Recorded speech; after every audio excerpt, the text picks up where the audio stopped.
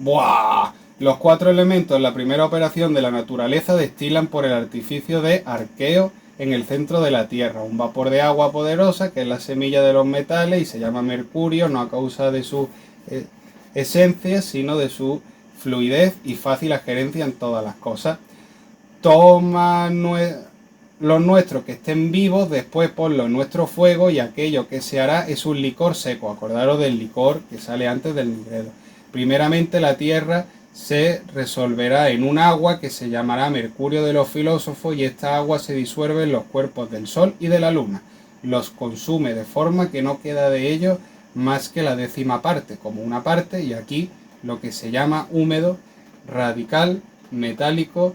Después toma el agua de esa sal nitro extraída de nuestra tierra, en la cual está el riachuelo y la onda viva. La onda se refiere al círculo que hace la geometría.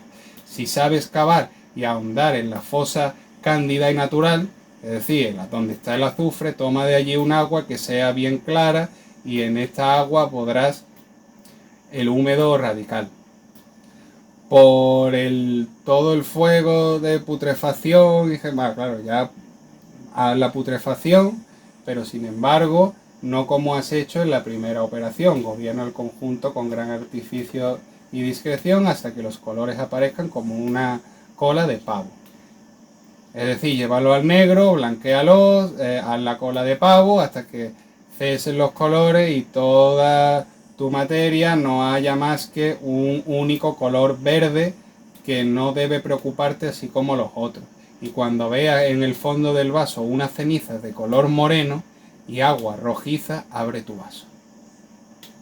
El fuego de la naturaleza no es diferente al del sol, no es más que una misma cosa, porque todo, al igual que el sol, tiene centro y medio entre las esferas de los planetas, y desde este centro del cielo expande hacia abajo su calor por medio de su movimiento. También hay en el centro de la Tierra un sol terrestre que por movimiento perpetuo impide el calor o sus rayos hacia arriba, a la superficie terrestre. Sin duda, este calor intrínseco es mucho más eficaz que el fuego elemental, pero su temperamento está regido por un agua terrestre, que de día penetra por los poros de la Tierra y la refresca. Igualmente el aire que de día a día vuela alrededor del globo de la Tierra tempera el sol celeste y el calor. Si esto no fuese así, todas las cosas se consumirían por este calor y nada podrían hacer. Este calor, por eso la fragmentación y por eso por las distintas polaridades que hacen posible la vida. Este calor causa el aire de la siguiente manera. La matriz del aire es el agua, la cual engendra hijos de la misma naturaleza, pero diferentes y mucho más sutiles. Porque allí donde se niega el paso del agua, el aire entra. Entonces, cuando este calor central, que es perpetuo, obra caliente y hace destilar este agua y ella, por la fuerza de dicho calor, se cambia en aire, que por este medio pasa hasta la superficie de la Tierra porque no puede soportar estar encerrado, y después de que este enfriamiento se resuelva en agua en los lugares opuestos, El calor central opera de la misma manera.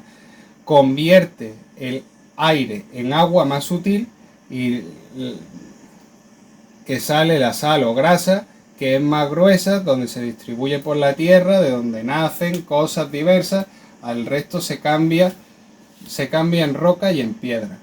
Pues ya te está diciendo el proceso de la naturaleza de donde se ve esto.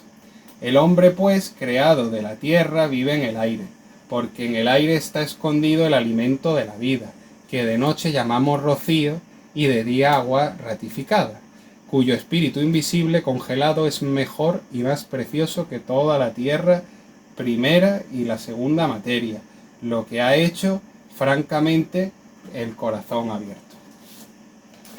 Bueno, aquí ya te ha explicado todos los procesos por el cual se rige y por qué coge este hombre el vínculo universal con el que trabaja, que es el rocío.